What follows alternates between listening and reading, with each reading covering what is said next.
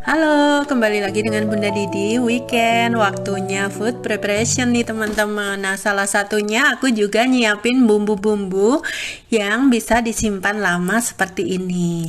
Nah, kali ini aku mau buat ebi bubuk yang terbuat dari ebi yang disangrai terlebih dahulu seperti ini. Sebelumnya, ebinya dicuci bersih, lalu direndam air panas hingga mekar ya teman-teman, lalu ditiriskan. Selanjutnya disangrai sampai kering, seperti ini hasilnya.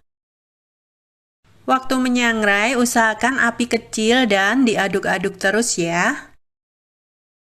Nah, ini aku mau menghaluskan ebi keringnya pakai Omni Blade Mito BL100. Nah, ini alat yang aku tunggu-tunggu banget karena kapasitasnya itu besar.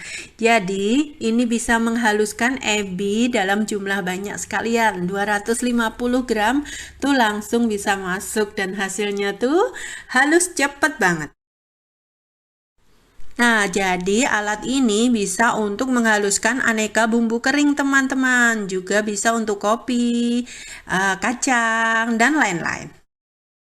Nah, ini dia hasilnya ebi kering yang udah aku halusin pakai Omni Blade BL100 dari Mito. Nah, ini bener-bener halus dan jadi ebi bubuk.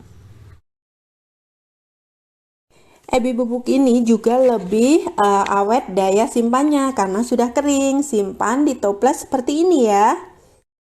Oke, selamat mencoba teman-teman.